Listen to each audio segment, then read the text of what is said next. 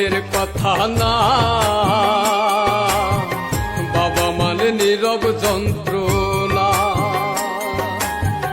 বাবা মানে মুখের কথা না, বাবা মানে নীরব যন্ত্রণা।